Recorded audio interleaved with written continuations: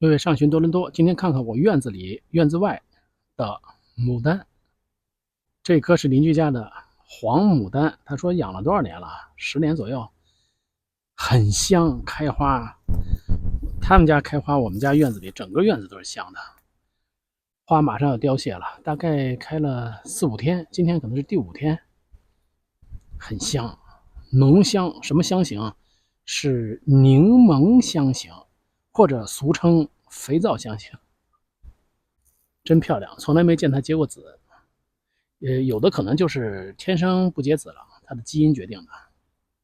这下面我还种了一棵芍药，挺奇怪的。都说芍药太阴了，都说芍药应该喜欢阳光哈，没有阳光它就长得慢，开花少。果不其然，但是芍药呢，这挺漂亮的。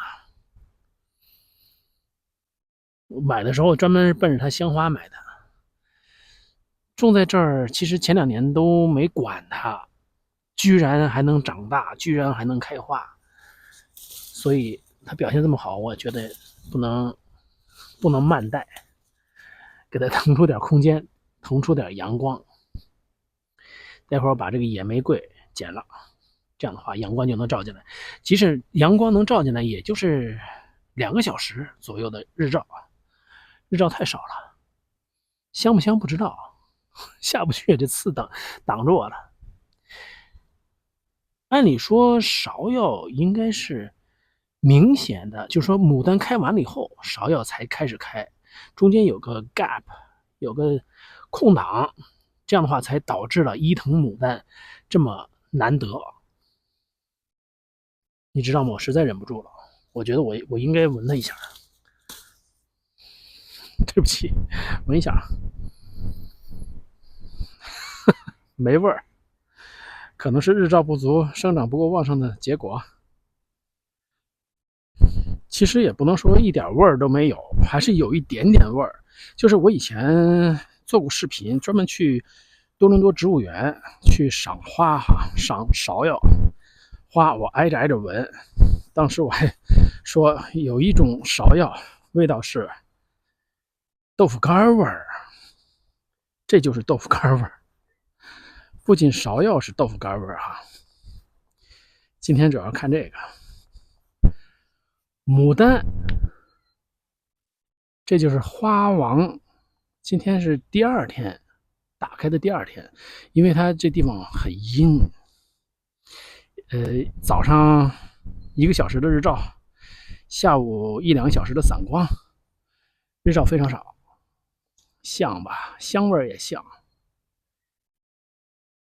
它开花早，互相可以授粉，有意思。不仅仅它开花晚，而且它花小。花王啊，没开出王者风范，为什么？也是因为它这地方生长条件不够理想。生长条件理想的地方，我都种玫瑰去了。我先着迷玫瑰，是去年秋天把它移栽到这个位置，明显的花量也减少了。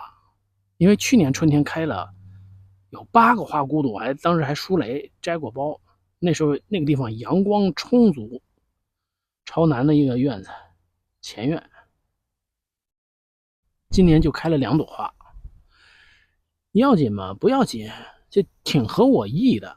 因为我知道芍药和牡丹哈都能长得挺大的灌木，阳光少，它长得慢，长得矮小，开花小点没关系，有花看就很好。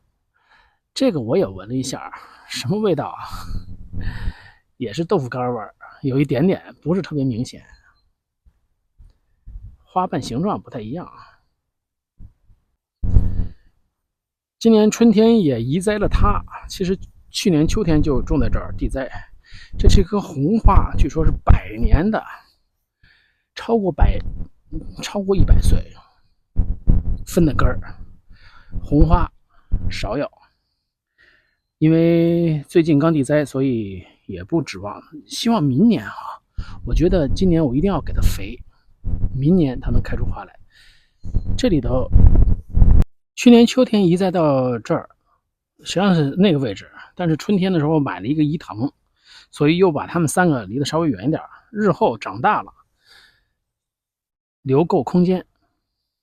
看一眼移藤，肯定也没开花，也不是说肯定哈，可惜没开花。因为我观察，无论是芍药、牡丹、移藤，我没种过哈，芍药、牡丹都是去年8、9月份孕育的花苞。它如果有花苞的话，比如说移藤也是这样类似的哈，它可能会开出一个小花来，因为它的劲儿根儿还没扎好，它的劲儿不足，会开出个小花来，但是没有任何花苞的迹象。这地方阳光不足，可能也只有靠加点肥来刺激它。希望明年能看到花。这是一棵黄花，叫什么名字来着？这是一个黄花香花伊藤。看看旁边这么旺的芍药，它们也一定能大展宏图。谢谢收看，咱们下次见。